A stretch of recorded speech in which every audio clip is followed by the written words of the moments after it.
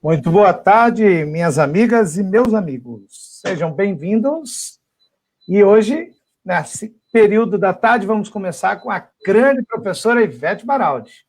Professora, é um prazer enorme e eu agradeço em nome de toda a nossa organização do evento e inicio agradecendo também em nome da audiência.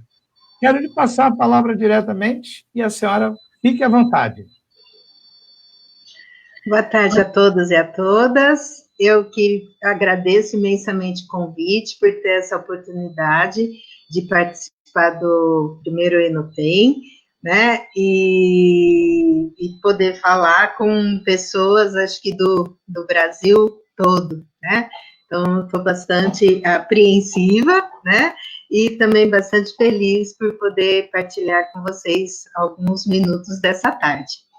Tá? Eu sou Ivete Baraldi, eu sou da Unesp de Bauru, aqui interior do estado de São Paulo, acho que aos poucos vão perceber pelo meu sotaque.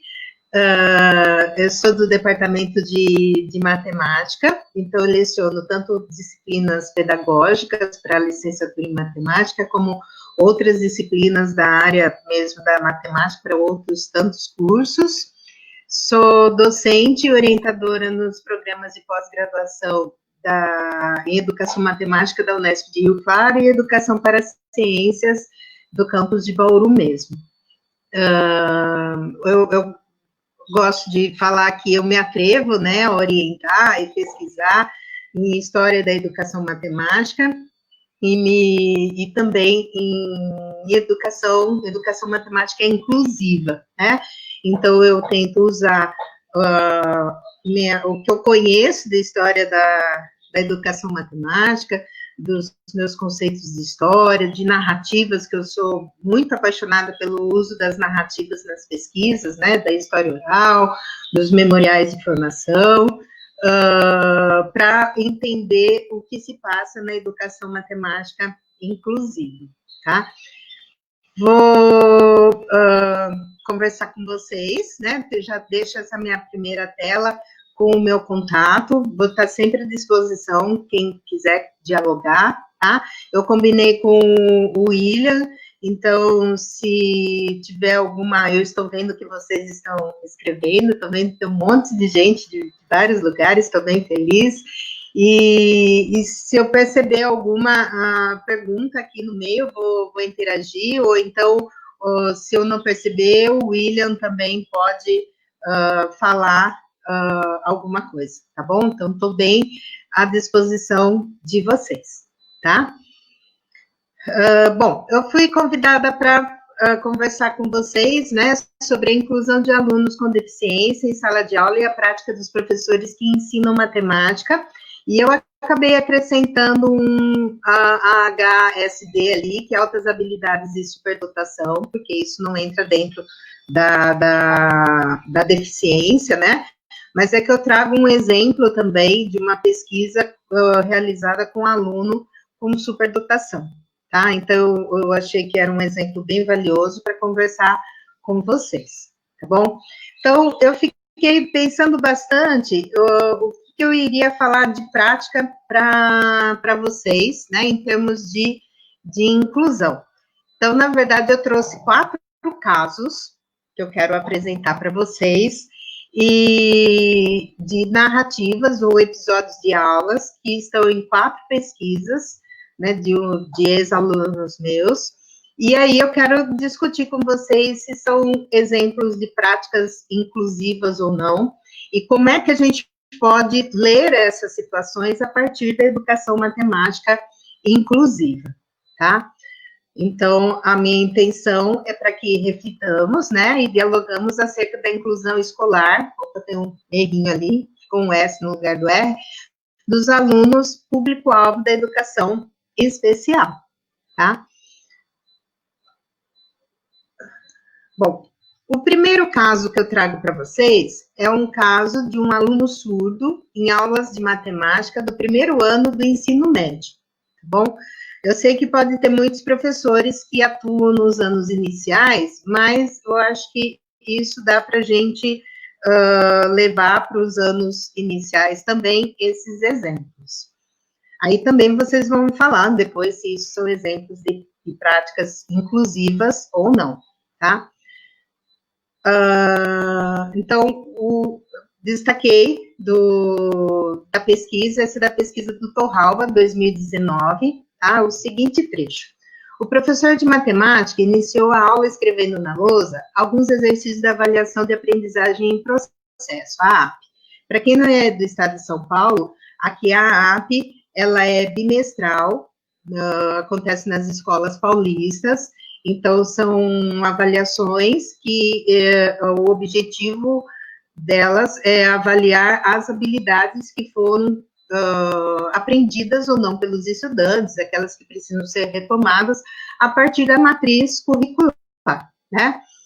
Então, elas acontecem bimestralmente, realizada no dia anterior. A professora interlocutora tentou copiar e explicar para o aluno surdo, mas ele apresentou muita dificuldade no entendimento. O aluno não estava compreendendo o conteúdo do exercício, semelhança de triângulos. A interlocutora pediu o auxílio do professor, que, por sua vez, disse: esse conteúdo realmente é mais chatinho. Se você quiser, ensine outro conteúdo para ele, aquele que você achar mais fácil.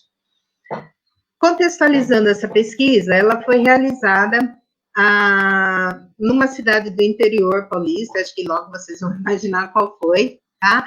E o professor, no caso, que falou que o conteúdo era chatinho, era o professor de matemática, ele é formado numa instituição particular, ele tem licenciatura aqui numa cidade do interior paulista, e aqui nós também chamamos de professora interlocutora, porque era uma escola estadual, então aqui o termo não é intérprete, é professora interlocutora, que ela é formada em História, se eu não me engano, e ela tem o curso de especialização, o tanto de horas suficientes para que ela seja professora interlocutora, né, que ela faça o papel de intérprete na sala de aula. Ou seja, ela não é formada em matemática, tá? E o aluno surdo era um adolescente de 16 anos e que ele tentou o implante coclear, né, que é o implante na cóclea, que aí o permitiria escutar, mas sem sucesso. E então ele só foi aprender Libras aos 8 anos de idade, que foi quando ele entrou na escola. Então, nós vamos ter em mente que é um aluno com 8 anos de lacuna de comunicação. Então, ele tem 8 anos de lacuna de conhecimento. E ele está no ensino médio e ele não consegue entender o que é semelhança de triângulos, tá? Aí eu vou contar um pouquinho mais sobre esse aluno, né? Então, isso é o Gabriel Torralba contando para a gente. Olha, logo nos primeiros dias de observação, tivemos a impressão de que o professor de matemática não apresentava interesse e muito menos preocupação com a aprendizagem matemática do aluno. Dentre algumas situações que provocavam essa impressão, uma delas era quando o aluno era obrigado a copiar a matéria do caderno da interlocutora, pois apresentava dificuldade com letra de forma, usada pelo professor para escrever na lousa. E mesmo tendo ciência disso, o professor não tomou medida alguma. Então, a professora interlocutora precisava copiar em letra cursiva no caderno, para que daí ele copiasse do caderno da interlocutora o conteúdo que o professor estava apresentando, tá? Outra situação que também vale ser ressaltada foi o dia em que o tema da aula era proporcionalidade entre triângulos. Enquanto ele copiava o conteúdo na lousa, a interlocutora usava o material dourado para ensinar o aluno sobre o sistema de numeração, ou seja, um conteúdo totalmente diferente do abordado com os demais alunos. E, por fim, desse mesmo caso, né, enquanto o professor ensinava proporcionalidade entre triângulos e retângulos, a interlocutora ensinava adição e subtração de números com 3 algarismos. O aluno apresentava muita dificuldade para assimilar o conteúdo e ela, por não ter formação alguma em matemática, também apresentava dificuldades para ensinar o conteúdo. Questionamos se ela recebia algum suporte ou auxílio do professor e recebemos uma negativa. Inclusive, acrescentou que foi pedir ajuda para ele e não obteve. Entendemos que o professor de matemática e a interlocutora não planejavam e não desenvolviam as ações em sala de aula. De forma conjunta, percebemos ainda que ela não tinha conhecimento prévio do que seria abordado em sala, o que não permitia que ela preparasse algo voltado para o aluno surdo com antecedência. Tá? Então, quem está nos contando isso é o Gabriel Torralba, que foi para uma sala de aula do ensino médio, né, primeiro ano do ensino médio, e acompanhou as aulas de matemática, tá? Isso numa escola estadual. O que nós percebemos aqui, né? O que eu posso falar de prática aqui? Eu acredito que vocês ouvindo devem estar falando, mas essa professora não está mostrando um exemplo de prática inclusiva, né? Muito pelo contrário, eu estou mostrando um contra-exemplo, tá? Então, isso para a gente pensar o que poderia ser feito com esse aluno, né? Que até beneficiariam os outros alunos, porque como professores de matemática, nós sabemos, ou que ensinamos matemática, seja nos anos iniciais, né, ou nos primeiros anos do ensino fundamental 2, nós sabemos a dificuldade que muitos alunos apresentam. Então, qual deveria ser a nossa prática para que realmente ela fosse inclusiva, ela pudesse beneficiar todos os alunos e, inclusive, o aluno surdo, tá? E aí a gente pode pensar tanto na adaptação, né, de materiais, porque esse aluno, ele não tinha qualquer outra deficiência associada, embora inicialmente ele até parecia que tinha, né? Mas é que ele tinha uma lacuna de conhecimento tão grande que até parecia que ele tinha deficiência intelectual, tá? Mas, na verdade, não. Era só as lacunas de conhecimento se manifestando, tá bom? Então, talvez, aqui, o ideal seria a gente pensar no desenho universal da aprendizagem, onde não é que não vão acontecer adaptações ou de conteúdo ou de materiais, não, mas que elas sejam minimizadas. Então, que o professor tivesse uma boa prática, onde ele pensasse em todos os outros alunos. Porque nos bastidores, né, da pesquisa, a gente via também, né, o orientando nos contando, que os outros alunos também não se envolviam com o conteúdo, eles ficavam no celular, né, eles ficavam ouvindo música no fundo da sala. Então, era uma situação bastante complicada, e a gente via essa situação mais complicada ainda para o aluno surdo, né? Que só ficava com a sua interlocutora. E a gente via uma boa ação da interlocutora, que ela queria contribuir com a aprendizagem do aluno, mas também esbarrava na incompetência dela, não por ela ser uma pessoa incompetente, mas a incompetência dela não ter competência em ministrar os conteúdos matemáticos. Ela não conhecia os conteúdos matemáticos, ela nem sabia o que ia acontecer na sala de aula, tá? Então, esse, na verdade, é um contra-exemplo de uma prática inclusiva. Trago um segundo caso,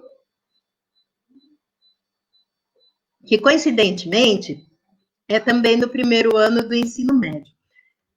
E aí também vou juntar e já começar com uma questão, né? O que será que acontece com os nossos alunos que eles chegam no ensino médio e com tanta lacuna de conhecimento? Porque se eles estão no ensino médio, eles já passaram por 9 anos do ensino fundamental. E a gente vai perceber essa situação lá no ensino médio. Até quando também a gente vai deixar isso acontecer com os nossos alunos? Então, esse aqui é o exemplo, né? Eu trago episódios de uma outra pesquisa, essa é da Jéssica Costa, que ela terminou agora em 2020, tá? E desse aluno TEA. Então, isso é a Jéssica falando, tá bom? O professor regente não elaborava metodologias diferenciadas com a turma, A única estratégia usada era sempre a mesma, de forma oral, com o uso do livro didático, os recursos eram a lousa e o giz. Outra dificuldade ocasionada pelo professor eram suas palavras utilizadas, muito complexas, não sendo compreendidas pelo público-alvo e nem explicava o significado delas. Para o aluno com TEA, o conteúdo abordado era apresentado oralmente, de forma individual e por meio do caderno. O docente, geralmente, direcionava o seu aluno somente no final da aula, ou depois de explicar a matéria para a turma. Então, a gente percebe nesse trecho, né, e aí vocês vão pensar comigo ou não, se isso é uma prática inclusiva, né, porque parece muito naquele jargão, né, que a gente fala, eu tenho 30 alunos e mais um da inclusão, né, então, aqui era mais ou menos isso que parecia, né, ele tinha todos os outros alunos e mais esse. E esse mais esse, ele ia dar atenção somente quando ele tivesse tempo, e se ele tivesse, né? Quando elaborava uma atividade diferenciada para o aluno com TEA, era totalmente diferente do conteúdo do ano escolar em que se encontrava, e muitas vezes o aluno ficava sem fazer nada. Quando isso acontecia, pegava seu celular e ficava escutando música com fone de ouvido. O aluno era muito educado, não saía do seu lugar, somente quando solicitava. Verificou-se que tinha facilidade na memorização da tabuada, possuía concentração e boa memória. Não eram dadas e nem exigidas provas, tarefas e trabalhos. Sua avaliação era feita por meio da sua participação em sala. Apresentava dificuldade de interação, não iniciava diálogo, mas conversava quando alguém se direcionava a ele. Os colegas o respeitavam, mas era muito difícil alguém conversar com ele. Ficava sentado sozinho, como se não existisse em sala de aula. Aqui nós temos realmente, né, uma característica do indivíduo com TEA. TEA é transtorno do espectro autista. Tá? E desculpa só ter colocado TEA, viu, Bruno? Então, ele era aqui a gente não costuma falar o autista, né? A gente fala o TEA, que é a pessoa com transtorno do espectro autista, e então, realmente, uma característica dele é a dificuldade com a interação, né? Com a conversa. Olha que bom, a Lori está aí, que é a mãe da Jéssica, que delícia, está aqui ouvindo falar da pesquisa dela.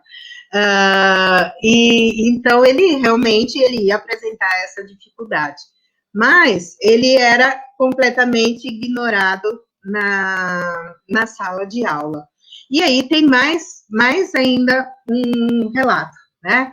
Os conteúdos estudados pelo aluno com TEA não tinham organização didática, eram apresentados aleatoriamente. Em certo momento, aprendia potência, em outro tabuada, seguia-se para adição, subtração e multiplicação, logaritmo, geometria, teorema de Pitágoras, razões trigonométricas e assim sucessivamente, o que levava o aluno a confundir os conteúdos. Muitas vezes, a Jéssica presenciou em sala de aula o professor dar o caderno do EMAI para o aluno. O que é o EMAI aqui no estado de São Paulo? É o ensino, é a educação matemática para os anos iniciais. Então, nós tínhamos um adolescente de 16 anos, no primeiro ano do ensino médio, onde o professor de matemática pegava os cadernos dos anos iniciais e dava para ele fazer as atividades, tá? E aí também a Jéssica percebeu, né, após um período, que o professor de matemática, ele começou a elaborar as atividades, desenvolver, quando ela estava presente em sala de aula. E aí o professor veio conversar com ela e falar que ele se assustou, porque ele identificou que o aluno apresentava facilidade em fazer as atividades, que ele aprendia, né? E ainda a Jéssica também percebeu que o aluno gostava muito de física e que tinha facilidade em compreender o conteúdo, ajudava e explicava para os colegas que tinham dificuldade nessa disciplina. Então, eu pergunto, o que foi feito com esse aluno, né, durante 9 anos, que ele chega no ensino médio, sem ter os conteúdos, e isso também, a gente está falando do aluno TEA, mas, infelizmente, isso acontece com outros tantos alunos que não apresentam deficiência e nem dificuldades de aprendizagem, né? Infelizmente, nós temos essa realidade também, né? Mas o que foi feito com esse aluno, né? Porque ninguém se preocupou em saber o que ele podia. Então, ele recebeu um rótulo, né, para ele ser TEA, de que, então, talvez ele fosse incapaz de aprender ou que qualquer conteúdo fosse suficiente para ele, né? Porque, afinal de contas, ele já está lá incluído, né? Então, o que mais a gente precisa fazer?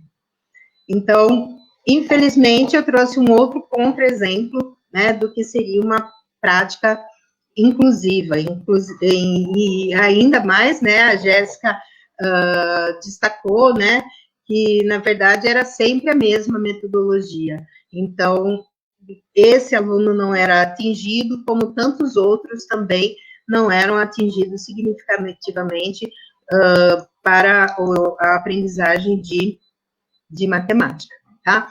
Uma coisa que é relevante a gente destacar é que o TEA, muitas vezes, é difícil fechar a avaliação de um aluno com TEA, né? Ainda mais para quem trabalha nos anos iniciais, às vezes essa finalização de avaliação da pessoa do transtorno do espectro autista vai chegar lá para o final dos 10 anos de idade, né? Então, muitas vezes, e é difícil a família, muitas vezes, entender e perceber, tá? A interlocutora, é que aqui nesse caso, o Bruno, do TEA, não tinha professor, então, é isso que eu ia falar também, ele não tinha acompanhamento de outra professora, nem auxiliar, tá? Por quê? Porque o outro, por ele ser surdo e ele ter um laudo, então o laudo é um documento oficial que faz com que ele tenha o direito de ter a interlocutora junto com ele na sala de aula. Nesse caso aqui, o aluno ele não tinha um laudo, tá? Ele não tinha uma avaliação formalizada. Então, ele não tinha nenhum atendimento do AEE. O que é o AEE? O atendimento educacional especializado. Então, ele não tinha nenhuma orientação de uma professora na sala de aula ou fora da sala de aula, né? No contraturno que a gente fala. Porque ele não tinha esse laudo. Mas, independente de ter um laudo ou não, se o nosso aluno tem dificuldade de aprendizagem, né? Se ele tem deficiência ou não, o que seja, nós, como professores, para que as nossas práticas sejam inclusivas, nós precisamos conhecer os nossos alunos, né? E nós precisamos, inclusive, valorizar o que eles podem. Então, também o laudo, embora ele traga esse benefício, né, de que seja cumprido o direito dele ter o atendimento educacional especializado, dele ter a professora interlocutora, né, também muitas vezes ele é o rótulo do aluno, né? Então, ele é o aluno surdo, que provavelmente não aprende, ele é o aluno TEA, que vai ter dificuldade de aprendizagem, né? Então, às vezes, a gente se prende ao laudo ou à falta do laudo para justificar a nossa falta de uma prática inclusiva.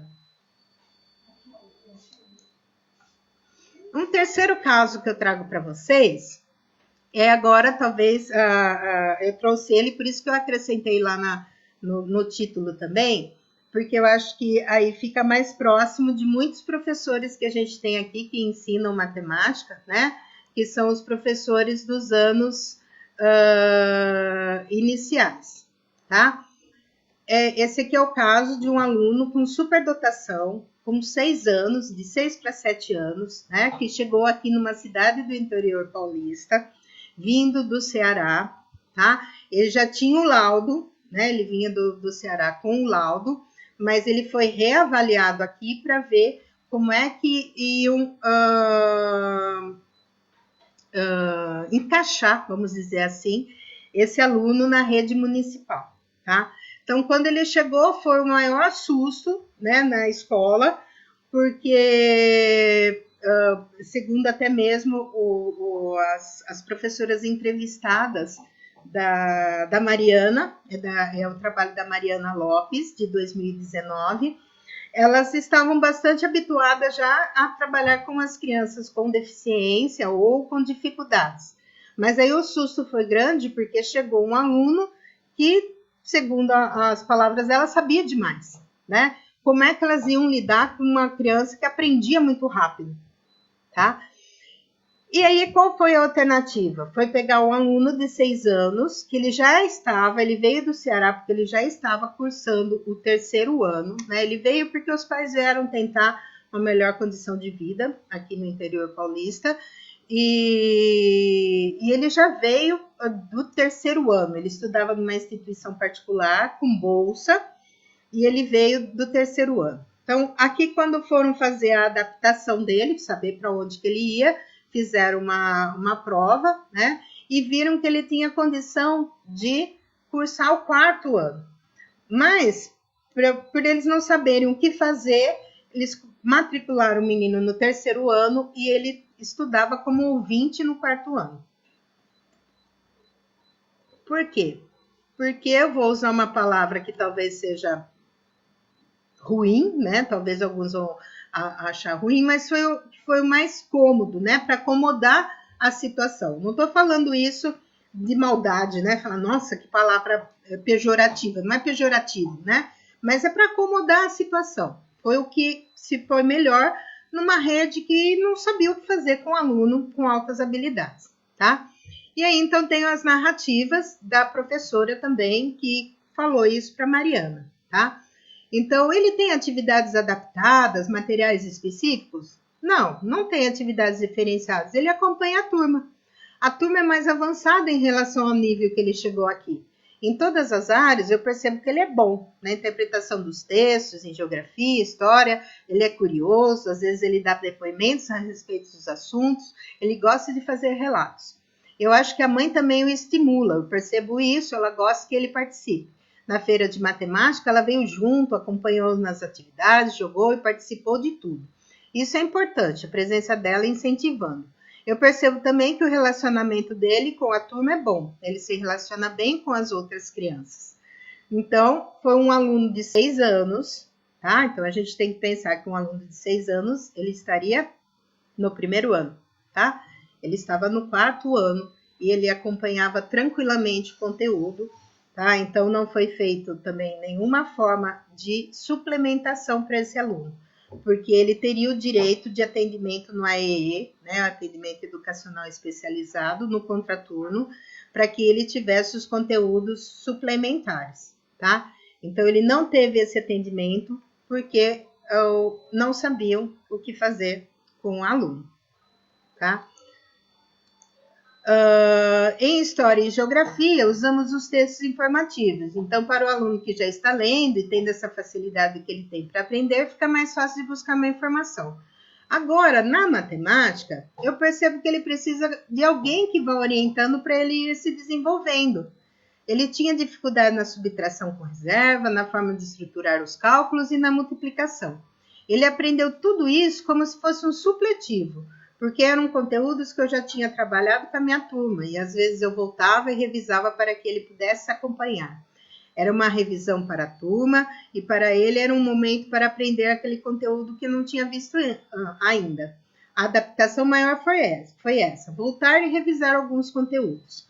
Ou seja, né, a professora da classe regular não teve muito trabalho com esse aluno, muito pelo contrário, né? Acho que o trabalho veio depois porque ele tinha a curiosidade, ele queria saber das coisas. Mas aqui eu vejo uma coisa bastante importante para destacar na fala dessa professora, né? E aí a gente pensar nas práticas inclusivas que a gente tem que ter na nossa sala de aula e também desmistificar o que é uma criança com superdotação. O superdotado não é nesse caso aqui específico, ele era precoce, né? Mas nós temos que ter em mente que numa sala de 20 alunos, nós podemos ter até 4 alunos com altas habilidades de superdotação. Então, eles são mais comuns do que a gente possa imaginar. E às vezes a gente acha que eles são os gênios, né? Aqueles estereótipos que a gente vê. Eu costumo sempre brincar quando eu falo de estereótipo. Não sei se alguém já assistiu o Big Bang Theory, que tem o Sheldon, né? Que era aquele personagem assim, bastante lunático, que fala depressa e que sabe de tudo e é arrogante. Então nós temos que tirar esse mito. E ainda um mito pesado sobre a criança com superdotação é que ele não precisa de ajuda para aprender, né? Então, a mesma professora do AEE, em outras partes dessa pesquisa, ela relata que muitos professores vieram questionar por que ela ia atender um aluno que não tinha dificuldade de aprendizagem se tinha tantos outros que não conseguiam aprender. Então, nós também temos que pensar nesses alunos que muitas vezes nós estamos desperdiçando em nossa sala de aula, né? E que nós não percebemos que pode ser um aluno com altas habilidades e que precisa de suplementação para a aprendizagem dele, né? Suplementação não no sentido aí de supletivo, né? Esse supletivo que ela quis dizer é como fazer 1 ano e meio semestre, né? Num semestre. Lhe amo, Sheldon, tá? Então, isso que é importante a gente tomar cuidado com esse mito que envolve a superdotação, tá bom? Então, porque tanto, olha uma outra fala da professora, nesse aqui do AEE, olha só como mostra bastante isso e a gente precisa tomar cuidado. E também quero ressaltar, antes de eu comentar dessa próxima narrativa, é de que a escola, ela ficou tão atônita, né? Quando eu falo escola, eu falo da gestão, né? Eu estou falando da professora da sala regular, estou falando da professora do AEE, da gestora, da coordenação diária de educação inclusiva, né? Ficaram tão atônitas com esse menino que o que fizeram? Conseguiram uma bolsa para ele numa escola particular bilíngue da cidade, e o menino foi para lá, né? Então, mais uma vez, a escola pública perdendo os seus talentos, né? Que são coisas que a gente precisa começar a prestar bastante atenção. Nós temos alunos muito talentosos na nossa educação pública, e a gente precisa começar a avaliar, precisa detectar, né? E a gente precisa ter práticas inclusivas para que também sacie a sede de conhecimento desses nossos alunos, tá? Então, uma fala bastante significativa é essa aqui, olha, quando eles deram uma prova de matemática para avaliar, então eles viram que geografia e história, que eram textos interpretativos, para ele era tudo muito tranquilo, mas matemática ele não conseguia formalizar, mas ele dava as respostas, né? Então, o que precisava ser trabalhado com ele era exatamente isso que ele não sabia, formalizar o pensamento dele, né? Já que ele tinha um pensamento bastante acelerado também, né? Então, a professora falou o seguinte, né? Nós ficamos, um menino tão superdotado e não sabe formalizar, registrar essa conta?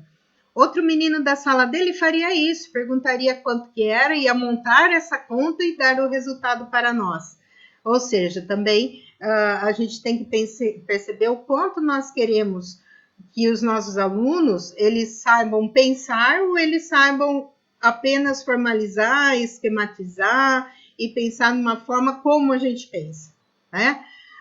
Chegou quanto era, ia montar essa conta e dar o resultado. Chegou um momento que ele, como não conseguia, parou e disse: Shen, tu não é professora não?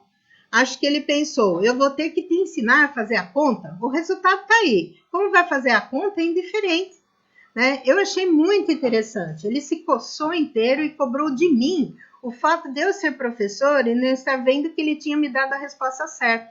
E realmente a resposta estava certa. Mas ele fez todas aquelas escritas que não chegaram a nada.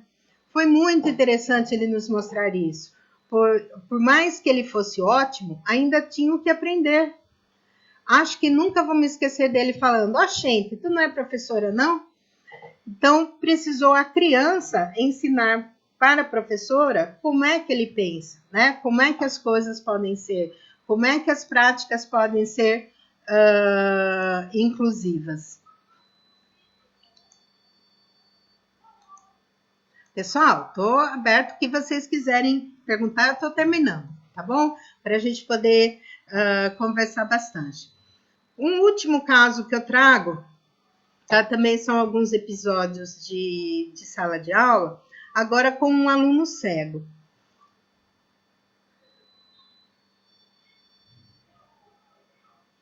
Olha lá, a Daiane também contando para a gente aqui no chat, né? Que ela teve também um aluno superdotado no 8º ano, há 3 anos atrás, e que não é fácil trabalhar com eles. Não é mesmo, né? Porque eles falam demais, eles fazem as contas muito rápidas, né? Teve um outro caso de uma outra pesquisa também feita no grupo de pesquisa que eu participo, que eu acabei esquecendo de falar isso no começo, né? Como eu falei que eu trabalho com a história da educação matemática, também nesse viés da educação inclusiva, acabei esquecendo de falar que eu pertenço ao GOEM, né? Que é o Grupo História de Educação Matemática, e o outro que eu me confundo um pouco com os nomes, né? Que é o LATEDIP, que é o Laboratório, né, de Estudos das Pessoas com Ensino-Aprendizagem das Pessoas com Deficiência, tá? E altas habilidades. E numa outra pesquisa desse outro grupo, teve a professora com um aluno com superdotação, que ela chegou aí para a diretora e falou assim, olha, ou ele ou eu dentro da sala de aula, né? Então, muitas vezes é bastante complicado. Como é difícil, né? Com essas minha fala, em momento algum eu estou falando que é tranquilo, né? Então, eu quis trazer esses exemplos ou contra-exemplos de prática, porque eu fiquei pensando muito do que eu poderia falar da prática, né? Mas, na verdade, eu queria cutucar, né? Eu queria provocar para a gente pensar o que poderia ser uma prática inclusiva dentro de muitos contra-exemplos que a gente tem de práticas não inclusivas, né?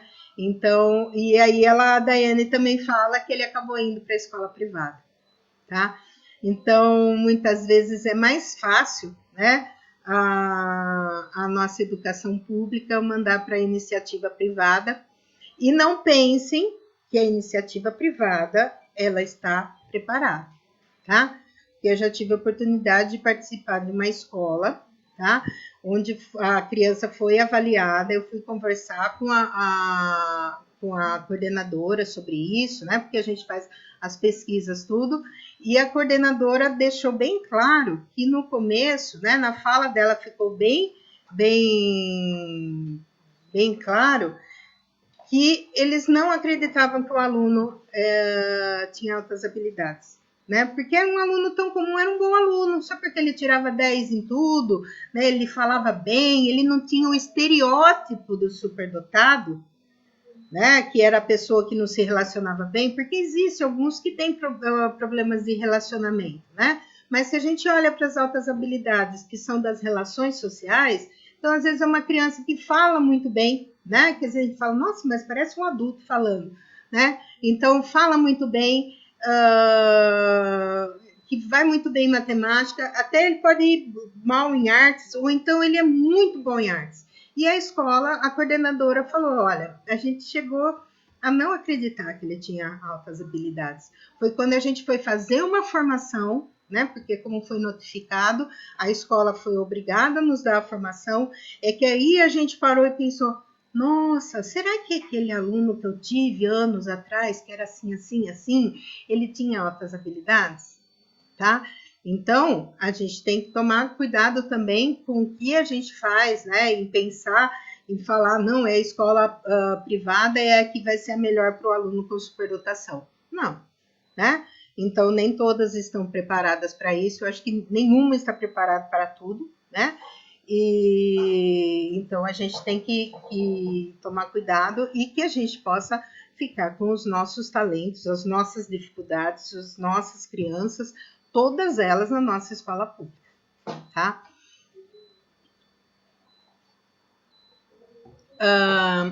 Esses episódios são relacionados a um aluno cego, né? Então eu procurei trazer 4 casos bem distintos, né?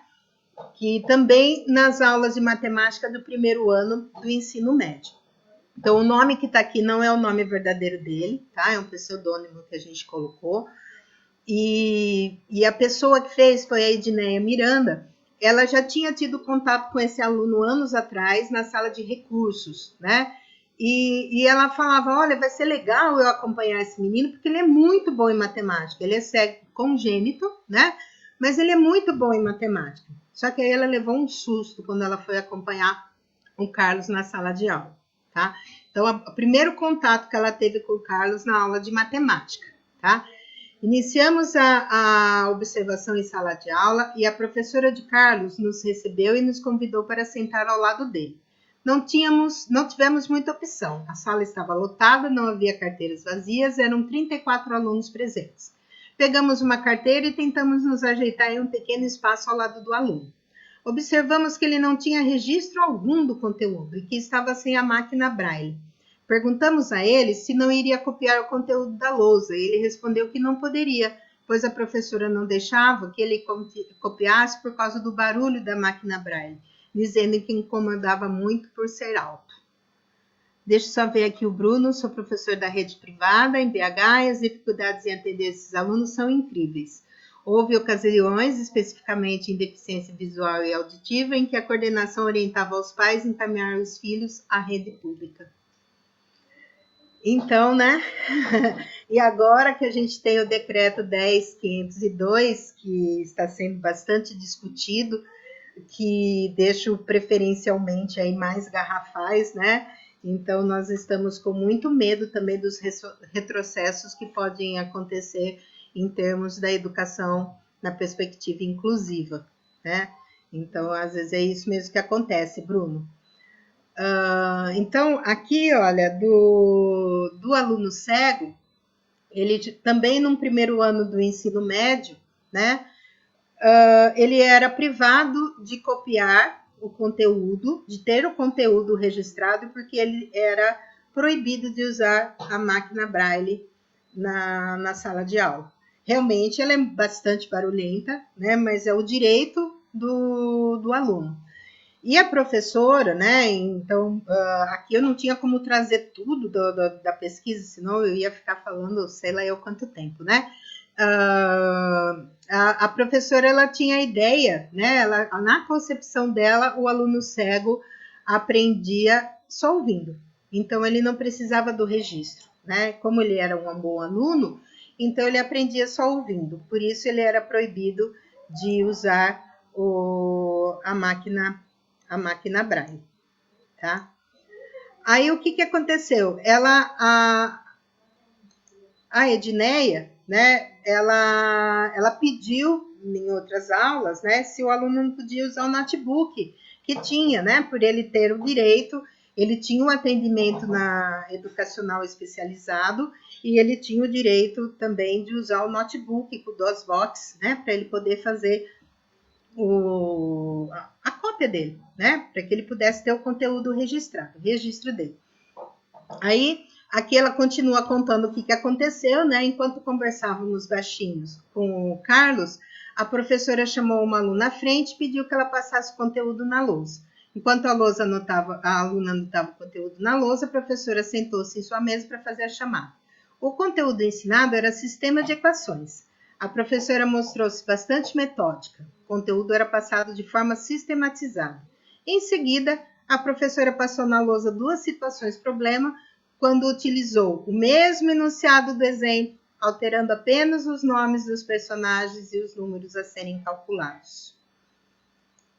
Enquanto os alunos faziam os exercícios, Carlos ficou aguardando, mas não houve intervenção alguma da professora com o aluno. Perguntamos a ele se estava compreendendo o que estava sendo ensinado, e ele disse, acho que sim. Novamente, perguntamos qual era o conteúdo que estava aprendendo, e ele respondeu, inequação. Esse havia sido o conteúdo anterior ao que estava sendo trabalhado, e o aluno nem se deu conta de que já havia mudado. Até o final da aula, a professora não se aproximou da carteira do aluno para explicar o que estava ensinando ou perguntar se ele havia entendido alguma coisa.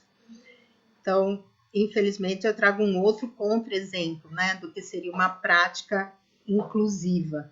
tá? Porque, na verdade, a professora aqui, ela deixa, né? Eu frisei ainda na minha fala, que ela deu exercícios que eram iguais ao exemplo, só mudando os nomes e os números, tá? Então, não era uma prática inclusiva para todos. E, mais uma vez, o aluno com deficiência é que ficou bastante prejudicado. Então, a aluna que fez o trabalho, ainda ela ficava bastante dolorida, né? Porque ela sabia da potencialidade do aluno. Porque uma outra coisa que acontece também, aqui eu não sei nos outros estados como é que ficam, e também eu não sei se ainda as escolas estão fazendo isso, mas teve um período onde os alunos recebiam alguns prêmios, eles eram bonificados por uma melhor nota, né? E tem uma lenda, a gente costuma brincar que é uma lenda urbana aqui no estado de São Paulo, né, de que o aluno ainda falo, o aluno de inclusão. Bom, o aluno de inclusão, para mim, são todos os alunos, porque nós temos que incluir todos os alunos. Mas falam que os alunos de inclusão, para eles tem que dar a nota 7, né, que seria a média, e está tudo resolvido, né? Então, ele já tem a média garantida. E a gente vasculhou toda a legislação, posso estar atestando minha ignorância, né, minha incompetência em encontrar alguma legislação é isso, mas não existe legislação para tal coisa, né? Então a gente costuma brincar falando que é uma lenda urbana que a gente tem aqui nas escolas, tá? E aí, com isso, nessa escola, à época, existia bonificação de melhores médias. E o aluno, ele era um bom aluno, né? Mas ele estava passando por esse momento onde ele não tinha atendido às suas necessidades educacionais especiais, ele não conseguia boas médias. E com isso ele deixava também de ter uma bonificação, né? Não que eu concorde com isso, né? Com a bonificação, com a meritocracia, mas no momento era, né? Porque aí é mais uma forma, era um aluno que anos atrás era um bom aluno de matemática, teve caiu, né, em relação às suas notas, decaiu e não conseguia mais a bonificação que ele conseguia antes, tá? E aí, então, na semana seguinte, estivemos na escola e perguntamos a Carlos se os registros feitos no computador o estavam ajudando a compreender melhor o conteúdo, né? Passou uma semana até a Edneia voltar na escola. Ele disse que não estava usando o computador, que só tinha utilizado no dia que tínhamos ido à escola. Descemos na sala de recursos e novamente pegamos o notebook. A professora estava repassando os passos necessários para resolver um sistema de equação. O aluno registrou tudo o que a professora disse, mas como ninguém se dispôs a ditar para ele toda a matéria da aluna, da lousa, fizemos isso e aguardamos que a professora fosse lhe explicar, o que não aconteceu. E terminando aqui o caso do Carlos, desculpa,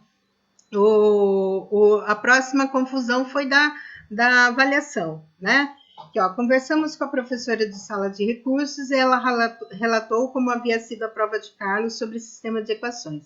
Ela disse que entregou a prova ao aluno, retirando-o da sala de aula, e que a professora enviou apenas metade das questões da prova.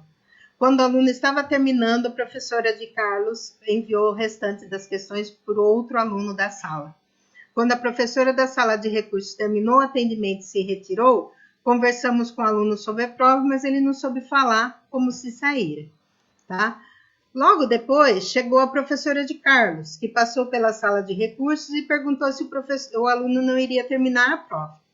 Perguntando em seguida se ele poderia terminá-la naquele momento. Aí o aluno falou que a professora já tinha ido embora e que a mãe dele também ia chegar e que ele não tinha como terminar, né?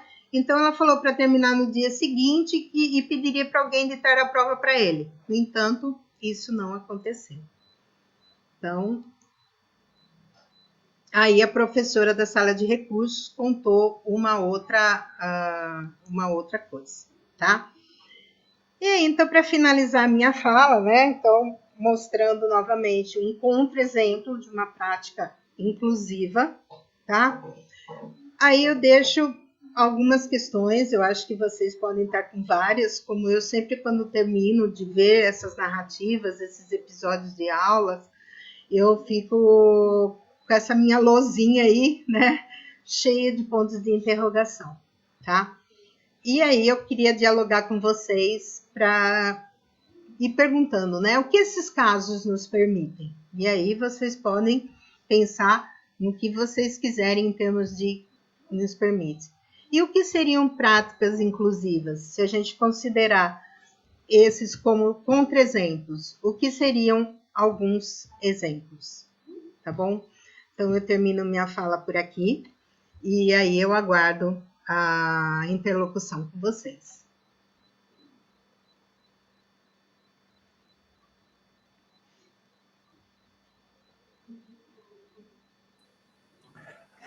Vamos lá, meus amigos e minhas amigas. Professora, muito obrigado. Interessante notar que, através de contra-exemplos, podemos, talvez, até compreender um pouco mais o contexto. Penso do lugar de onde falo, né? Onde eu não estou na sala. Porque, às vezes, os exemplos que são ditos positivos não mostram com o que eu devo lidar, né?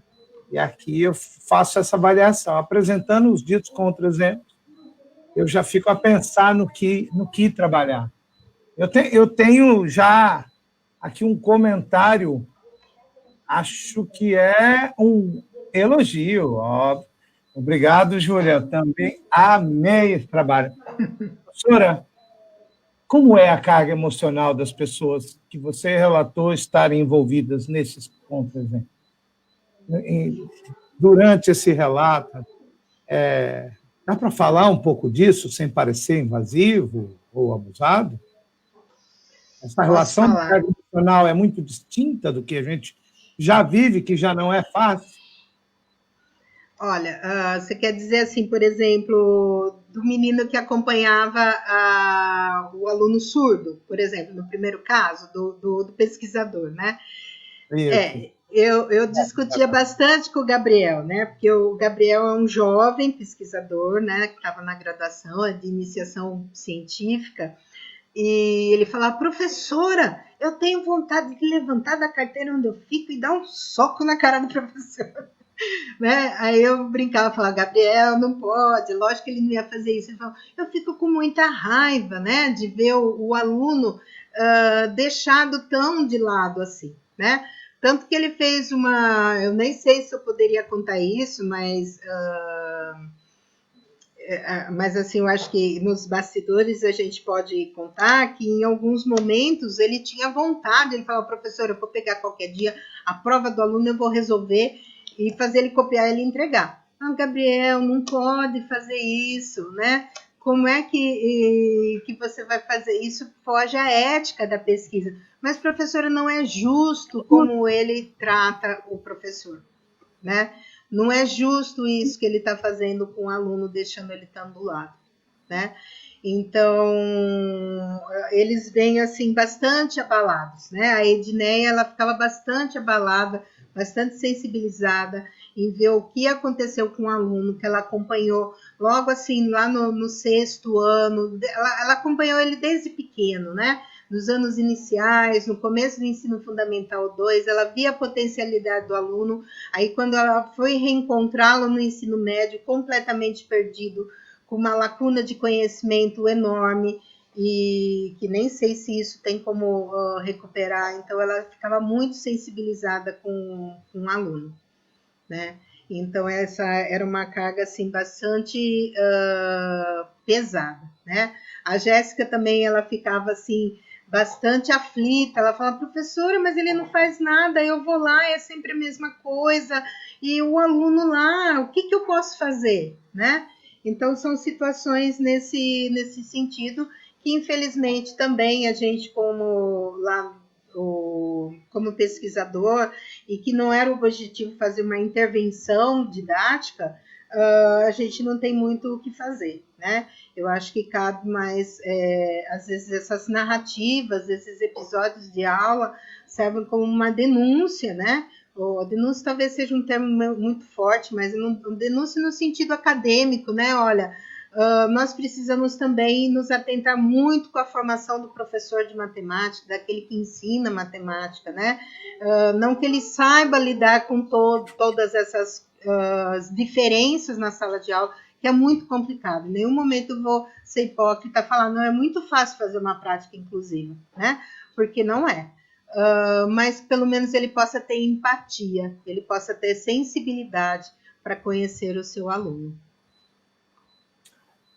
Bom, nós temos alguns comentários, eu acho muito importante, né, ressaltar, gente, todo mundo que está desejando e cumprimentando aí, a gente gostaria de mostrar, mas vamos escolhendo aqui alguns que estão mais à mão. Mais uma vez, acho que eu já tinha mostrado a Júlia, agradeceu bastante.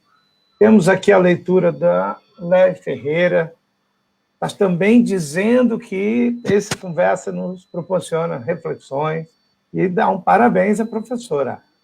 Temos também a leitura da Vanderly, acho que é Biel, também chamando atenção ao ponto da relação dessa reflexão ser indispensável. Temos aqui um elogio da Decília, e temos aqui a Natália Gortes também falando novamente. Ela faz um comentário. Penso que estas práticas aqui colocadas nos faz refletir o quanto temos que melhorar e mudar nossa postura e atitudes relacionadas à inclusão de alunos em sala de aula. Como eu vou dizer, tem muita gente que talvez esteja pensando assim, vocês estão com dó? Não, eu creio que aqui nós estamos falando no sentido profissional, eu estou vendo o teor da sua conversa com os pesquisadores. Ninguém queria salvar criança nenhuma, ninguém falou em nada. Só que na escola se educa e a atividade não levava a nada disso, né? Nem mesmo de nenhum. Agora, no meio dessa reflexão, professora, correndo o risco de talvez fazer uma daquelas perguntas que não deveriam ser feitas, qual, no meio das políticas públicas que vem desde o começo em que a inclusão vem sido ressaltada na escola pública, qual é, de fato, a responsabilidade do professor? Vou problematizar um pouco mais. Se o nosso professor, desde a LDB, deve estar necessariamente vindo de uma universidade, pelo menos com a formação inicial, qual é o nosso papel? Digo isso porque é mais fácil falar do que nós fazemos, ou melhor, do que não fazemos nas licenciaturas. Exatamente, William. É uma boa provocação, né? Eu acho assim, até mesmo, eu faço uma meia-culpa no sentido aqui das nossas universidades públicas estaduais, tá? Porque nós temos uma lei que é desde 2005 que tinha que incorporar a disciplina de Libras, estava se falando em Libras somente, tá? No ensino superior. E isso em âmbito federal, tá bom? Como nós respondemos ao Conselho Estadual, somente, na verdade, em 2012 é que a gente foi obrigado, né? Ou agora vocês reformulam o curso ou vão fechar, tá bom? Então, aqui nas universidades paulistas, só a partir de 2015, nós começamos a ter obrigatoriamente Libras na matriz curricular. Então, percebe? E eu estou falando só de Libras, né? Você vai falar, mas por que só Libras? Porque, na verdade, 30 horas só de Libras, na verdade, não capacita o professor, né? A ser Libras, dá para ele ter uma noção de, pelo menos, ele não ignorar o aluno surdo dele na sala de aula, né? Pelo menos saber falar um oi, ter um sinal, fazer alguma coisa, né? Pelo menos ter a empatia de conversar com a professora interlocutora, de passar o conteúdo. É o mínimo que daria para fazer com Libras, tá? Agora, quem sabe quais são as outras disciplinas que realmente têm uma abordagem inclusiva? Porque não preciso ter necessariamente uma disciplina que seja... Eu tenho a felicidade aqui em Bauru de ter a educação matemática inclusive e Libras, né? Onde eu posso trabalhar com os alunos questões da educação matemática inclusiva. Mas que também não é suficiente, né? Mas e lá na minha aula de cálculo 1? Como é que eu penso em práticas inclusivas? Né? Ou lá na minha aula de geometria, como é que eu penso em práticas inclusivas? Então, eu acho que nós, no curso de licenciatura de matemática, nós estamos ainda na pré-história da educação inclusiva, né? Então, a gente tem um longo caminho, né, para pensar e falar que a gente está formando um professor de matemática numa perspectiva inclusiva. né? Não sei se é... Eu vou ressaltar aqui. Nós temos um grande companheiro na Unesp e que trabalha, digamos assim, uma disciplina delicada, que exige vários sentidos na maioria das avaliações, que é o professor Éder. Né? Ah, sim, não, a gente não pode esquecer o Éder. Não podemos, né? E que produz material, para quem não conhece, me ajuda a lembrar o sobrenome dele, professora. Éder Camargo. Vamos procurar o professor Éder Camargo na Unesp.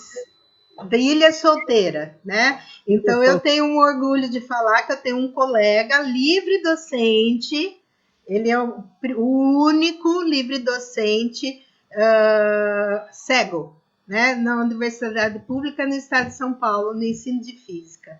Né? Eu tenho um orgulho de ter um colega. No estado de São Paulo. Né? Então, assim, é excelente pensar nisso. Mas se você ouvir o relato dele, né? Aí você vai ver e fala, nossa, né? Mas é lógico que assim, quando eu estou falando dessa da universidade, eu estou pensando não só dos alunos com deficiência, quando a gente pensa em inclusiva, né? A gente está pensando em todos os outros âmbitos, se a gente pensar na diversidade. É que aqui o foco era a deficiência, né? É lógico que assim, se a gente for pensar em termos de espaço público, a universidade pública ela se torna um pouco mais inclusiva, sim. Tá? Porque eu tenho relatos de alunos que falam, né, que quando eles conseguiram entrar na Unesp, por exemplo, é que eles conseguiram se assumir como homossexuais, como transgêneros, né, que sejam. Então, eles tomaram consciência do empoderamento negro dele, né, e de lutar por esse empoderamento. Então, a gente não pode esquecer essas outras partes da inclusão. É que eu estava falando especificamente da inclusão escolar da pessoa com deficiência ou altas habilidades, né? Então, eu estou pensando assim na matriz curricular nesse sentido. Porque é sempre muito mais difícil falar da pessoa com deficiência. Sempre quando fala, nossa, lá vem a pessoa com deficiência, o que a gente vai fazer, né? E aí, concordando com a Jacilene, realmente, quando você falou, William, das políticas públicas, né, a gente não pode esquecer que não existe política pública se não tem investimento. Então, aí a gente já olha com aquela cara, investimento em educação no Brasil, né? Então, realmente, ainda a inclusão, ela sofre bastante porque não tem investimento, né? Então, todos os cursos que os nossos professores, a maioria deles, eles têm que fazer em instituições particulares, então são com horas limitadas, né? Às vezes a gente não sabe muito, tem lugares de excelência, mas tem lugares que não são de excelência, como a gente bem sabe, né? Então, isso é bastante complicado também na parte inclusiva. É só para anotar, professor, eu pensei no professor Éder, porque, emblematicamente, ele é professor, trabalha na formação inicial, tem uma deficiência, claro, cada um tem uma história, mas tem uma deficiência que ocorreu depois de um certo tempo, e ele já nos visitou e já nos falou. Enquanto alguns acham que a deficiência, depois, né, de ter passado uma parte da vida enxergando, talvez seja pior ou melhor, ele acredita que são histórias diferentes. Mas o que ele sempre chama atenção é como que importa para ele, a partir da experiência, perpassar a questão do sofrimento e dividir as possibilidades. Então, eu pensei no professor Éder, porque ele é um ótimo exemplo, né, de um deficiente, comprovando, então, que a inclusão não é só, como dizemos, possível, mas sim necessária. Né? Uhum. Você muito bem já chamou atenção, e muita gente aqui. Mas ele também, gente, aponta, ele ensina física. Gente, nós estamos falando, ele dá aula no ensino superior de conceitos extremamente abstratos, e quem estudou um pouquinho de física aí lembra, não é exatamente um belo passeio, sabe?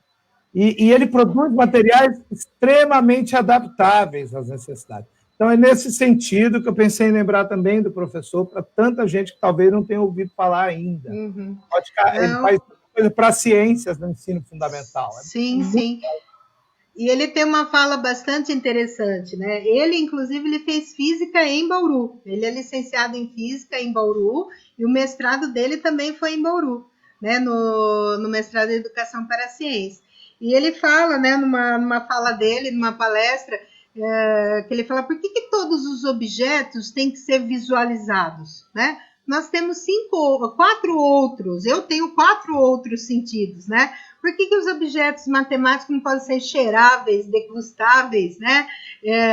Nesse caso, não podem ser sonoros, né? Por que só precisa ser visual? Eu só preciso visualizar. Eu posso sentir, né? Posso ser áspero, pode me tocar, né? E isso a gente pensar no surdo também. Por que tudo a gente quer só falar, né? Então, porque o surdo a gente não mostra, não deixa ele ver, né? Então, a fala dele é muito importante. Ele tem alguns artigos bem legais. É muito importante notar que a gente falava menos ainda, né, gente? Isso é um outro ponto que eu tenho notado ser vital. Professor, eu estou tentando colocar de um jeito agradável aqui. Deixa eu ver se eu consigo de outra forma. Aqui, vamos ver se aparece. O Bruno Freitas, bastante participativo, muito obrigado, hein? A primeira experiência inclusiva que tive foi este ano. Nossa, um ano interessante para a primeira experiência. Desculpe. Entre os alunos do 2º ano do ensino médio, suponho, tem um com deficiência cognitiva. A escola me orientou a trabalhar com ele assuntos do 6º ano do ensino fundamental, através de uma apostila que a própria escola confecciona. Como foi complicado? Em certa ocasião, em que ele esqueceu sua apostila, o desafiei a resolver as questões iniciais do capítulo de análise combinatória. Nossa, a felicidade dele em resolver questões do vestibular e Enem foi emocionante. No entanto, com a chegada... Olha, Bruno, vou pedir para você completar isso aqui, porque eu fiquei emocionado. E eu gostaria, creio eu, de ver o final dessa fala. Chegada do quê, meu amigo? Fala aí que a professora também provavelmente quer saber, quer pensar com a gente. Eu acho que foi da pandemia, né? Chegou a pandemia e virou tudo de perna pro ar. Né? Mas esse exemplo aí do Bruno é bastante interessante também, da gente ver que falta a adaptação curricular, né? Como eu falei, quando a gente vai pensar no DUA, né? O que é o DUA? Desenho Universal da Aprendizagem, não é que a gente vai deixar de pensar em adaptação, a gente quer minimizar as adaptações, tá? Então, aí, nesse caso, Bruno, teria que ter tido uma adaptação curricular no sentido de, ou realmente ele não tem condições de aprender esses conteúdos e a gente vai mudar o currículo dele, ou a gente vai fazer uma adaptação de conteúdo, né? Então, nós vamos trabalhar com conteúdos similares ao que seria a probabilidade aí, que ele pôs o princípio fundamental da contagem, que já se trabalha realmente lá no 6º ano. Então, se era esse o objetivo, até que a escola estava bem antenada com essa adequação de conteúdo, né? Porque lá no 6º ano se trabalha com a PFC. Mas fazendo árvore de possibilidades, falando do sorvete que vai tomar, né? Das portas que vão entrar e sair, né? Mas se o objetivo era trocar totalmente o conteúdo, então a gente tem que ver se ele está pautado, né, na educação especial, que realmente precisa fazer uma adequação, uma adaptação curricular, ou se era simplesmente um fato de ocupar o aluno, né? Então, isso que a gente tem que tomar cuidado. Está aqui um comentário que eu acho muito feliz, espero que a senhora concorde. Isso é o que nós que trabalhamos com educação pública acreditamos. Sempre cabe mais um. Nunca é fácil, o que vai tornar mais difícil? Pois é. Porque todos são os nossos alunos, né? Então, o aluno especial, com necessidades educacionais especiais, não deixa de ser do professor de matemática. Ele precisa do suporte do AEE, né? Mas ele é responsabilidade do professor de matemática. É ele que tem que ensinar matemática para ele. Vamos lá, meu povo. Professora, estamos aqui encerrando. Eu vou pedir desculpa à audiência, à senhora. Com certeza, como disse no começo, talvez pudéssemos ficar muito mais tempo, né? Com as narrativas, então, faz muito bem pensar e até aprender. Mas vamos para uma última pergunta, porque já vamos ter mais gente aí. A Júlia Gabriele Silva, ela diz: você acha que professores mais velhos, que não tiveram nenhum contato com a educação inclusiva na graduação e licenciatura, tendem a ser mais negligentes em relação aos alunos PAEE em sala de aula regular? Os PAEE, né, que a gente fala, que é o público-alvo da educação especial. Júlia, negligente é a palavra pesada, né? Embora a gente veja realmente nesses contra-exemplos que a gente tem a negligência, né?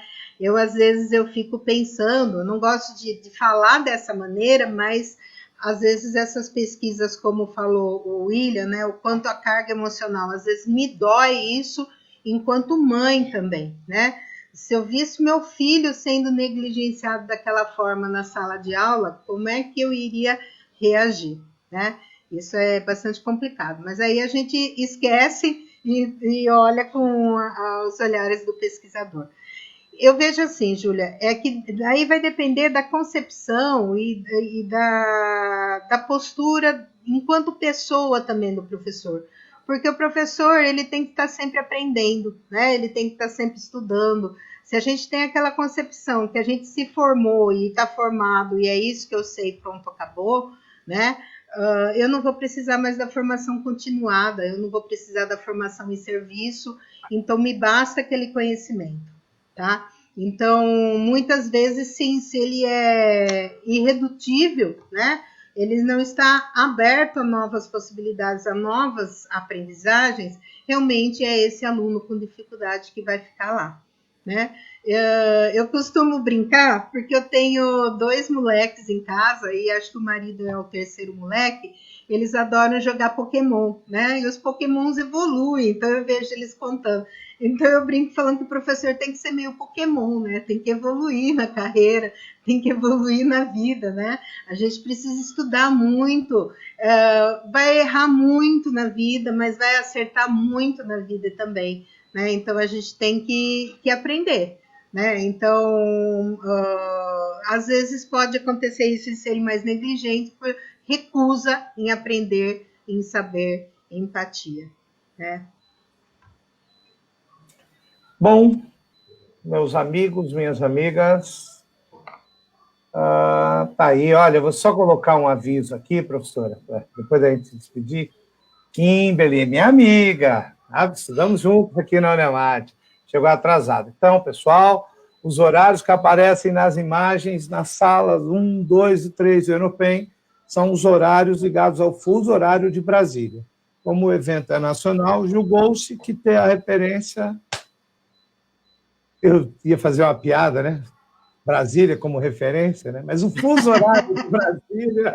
É melhor, o fuso horário. O fuso horário de Brasília é a nossa referência. Então, quando você olhar na imagem, você vai ver um horário. Agora, a gente que está aqui no Mato Grosso, professor, o Facebook está informando outro horário, por causa da agenda que tenta se acertar. Então, toma muito cuidado, tá? Se você olhar na imagem, é o horário de Brasília. O horário que você vê no texto da publicação é o daqui. Tá? Vamos aqui registrar uma última participação, que eu concordo totalmente, foi uma excelente palestra.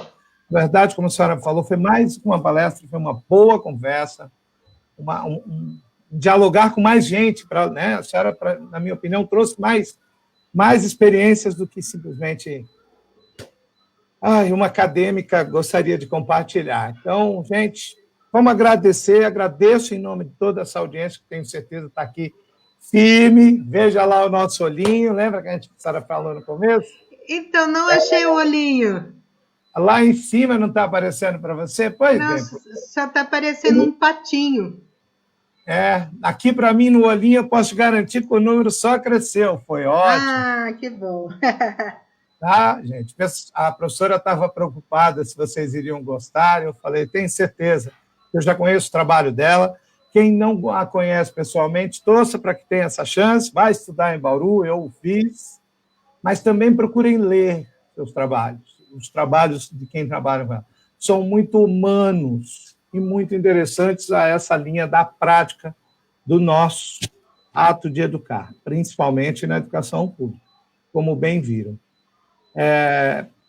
Não sei, estou colocando aqui os últimos comentários, vou agradecer mais uma vez a senhora, dizer que, se possível, eu ia te dar um abraço de verdade. Toda essa sua forma de falar também é muito carinhosa e é muito aconchegante.